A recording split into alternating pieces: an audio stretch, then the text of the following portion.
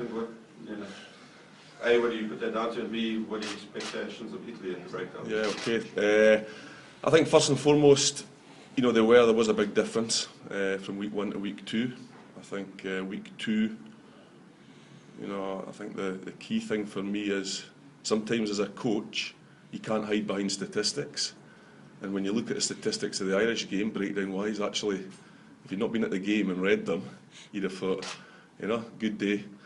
But it wasn't dominant. It wasn't dominant, and it wasn't accurate, and it wasn't up to the standard that we've put forward. So a lot of work done last week, as you boys all saw. Copper stamp, I think, is the correct name for it. I call it an all-in. You know, and I just think we just had to get out the system and get back to what we've been doing so well, really, over the last, you know, couple of years. We've worked really hard, collectively and individually in that area, and I thought we got it right on Saturday and got back to where we were. You know, intensity was right, accuracy was right. You know, sometimes it's just in the top 2 inches. Well, you know, there was a lot talked about last week. You know, and the players. The good thing is we've got an honest group, Craig. You know, there's no hiding behind any excuses. You got to put your hands up, coaches and players. And you know, on reading what the players said last week regarding didn't they pitch up and wasn't a good day at the office and things like that. You know, there's only one group can sort it out, and that's ourselves. Shut the doors and get on with the job. You know, and I just thought we were back to where we were last Saturday, and you know, we've made huge improvements in this area. So no, I was proud of the boys' performance, and it was one to kind of put a marker back down again. As of Italy, to answer your second part of your question, you know, I know the Italian players pretty well. You know, I've watched a lot, obviously, the Guinness rugby, the Trevisos and the likes. You know, difficult teams to play against. They are very difficult. If I find them a real sort of, they're intense at the breakdown. You're going to get, you know, real competition there. They've got some world-class players. I think Italy over the years have really developed as a nation. You know, I think Jacques Brunel's doing a great job with them. So no, it's going to be a real intense battle on Saturday, as every test match is, and breakdowns to breakdown to breakdown, attack and defence. It's full on every week. Yeah.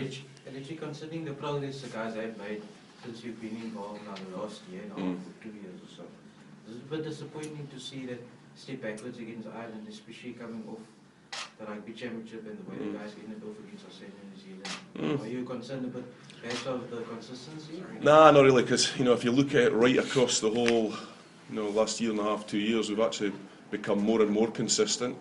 You know, there's a number of things that I think, again, I go back to what I said to Craig. I think when we all put our hands up, maybe to say that it just wasn't a good enough and acceptable performance for us, and I think that was talked about fair enough last week. And sometimes you got to draw a line under it, and I'd rather it happen there than Brighton, Newcastle, Birmingham or London. So I think in some ways I'll always take positives out of everything, but we just have to make sure that we're dominant. That's a key thing for us, and I think a lot of it does sometimes come down to the mindset. Your ship in order.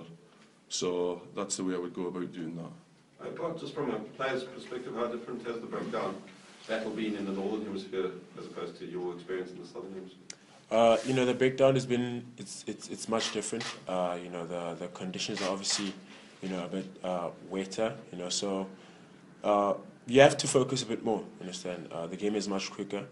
The players focus more on rucks. Unlike the Southern Hemisphere teams where we play quicker, they focus much more on rucks. Understand? So if you're not quick enough, then they will spoil your ball, or you understand. So it is very different from ours, yeah.